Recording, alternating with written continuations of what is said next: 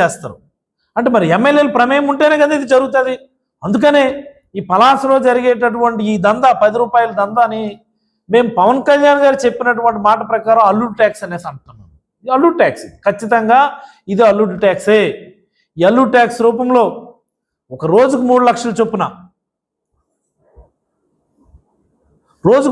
చొప్పున, నెలకి 90 లక్షల నుంచి 1 కోటి రూపాయలు, సంవత్సరానికి 12 కోట్లు, 5 సంవత్సరాలకు 60 కోట్లు ప్రజల నుంచి ఇక్కడ ఉన్నటువంటి స్థానిక ఎమ్మెల్యే వాళ్ళు టోటల్ మంది మార్పును కలెక్ట్ చేస్తూ ఉన్నారు.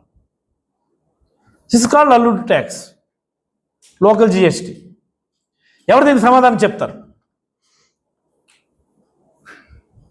అందరూ వీడియోలు పెడుతున్నారు, సోషల్ మీడియాలో పోస్టింగ్స్ పెడుతున్నారు, చాలా అన్యాయంగా దోచేస్తున్నారు, అన్యాయంగా లాగేస్తున్నారు, అడిగితే దాడులు చేస్తున్నారని చెప్పి. Why nobody is bothering? ఎంత గవర్నమెంటేనండి మన పలాసలో గ్రావెల్తో ట్రాక్టర్లు వెళ్తుంటాయి, మీరు చూస్తుంటారు. ఇప్పుడు కొత్తగా పెద్ద టిప్పర్లు వచ్చున్నాయి. జనరల్గా ఒక ట్రాక్టర్ గ్రావెల్ అంటే ఒక 4 టన్నులు అలాగ పడుతుంది. అది ఒక ట్రాక్టర్ లోడ్ వెళ్ళాలంటే 100 రూపాయలు దాన్ని కట్టాలట.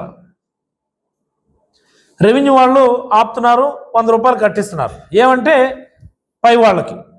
ఎవరా పై వాళ్ళంటే అల్లుడు ట్యాక్స్. మళ్ళీ ఆ టిప్పర్లు అయితే సుమారుగా 25 టన్నులు పడుతుందట. అదైతే 500 రూపాయలు దాన్ని కట్టేయాలట, అంతే. దానికి మరి డిస్కషన్ ఏంటి లేదు. ఇంకా ఏంటి దందా? మట్టి మీద కూడా ట్యాక్సా? మట్టి మీద కూడా అక్రమ వసూలా? దరిద్రం కాకపోతే ఇది.